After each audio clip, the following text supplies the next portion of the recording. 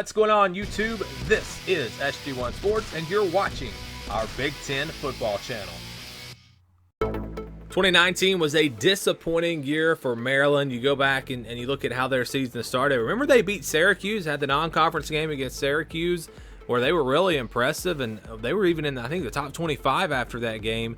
They also played Temple in the non-conference, lost that game, and it really went downhill from there. It was just an awful season for Maryland. We'll see if the schedule sets up in a way that maybe they can bounce back this season. Playing in the Big Ten East is tough, and let's go ahead now and look at that schedule.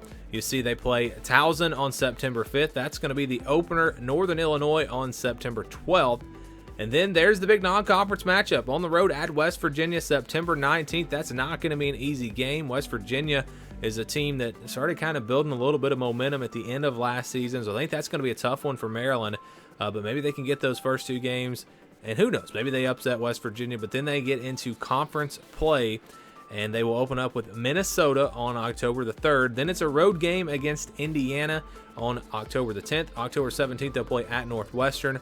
Wisconsin on October 24th. So they will play Minnesota and Wisconsin, the two teams that I think are the top two teams in the Big Ten West.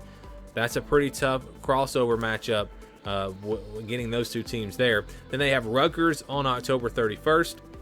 Michigan on, look at this, Michigan on the road, Ohio State at home, Penn State on the road. That's a brutal three-game stretch right there, Michigan, Ohio State, and Penn State.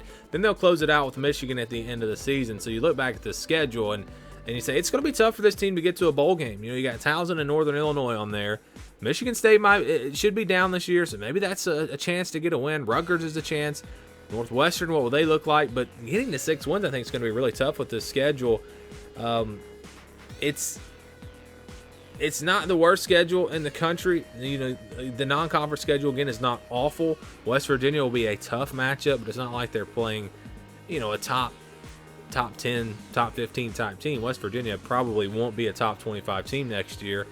So there's an opportunity there. If this team can make a big improvement, there's an opportunity there to get off to a good start and maybe get to 3-0. But then again, when you get into this conference schedule, you got all the teams in the Big Ten East. You got Ohio State, you got Michigan, you got Penn State, even Indiana, who was pretty good last year and should be pretty good again this year.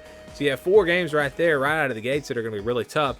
And then you look at your games against the West, and you have Wisconsin and Minnesota.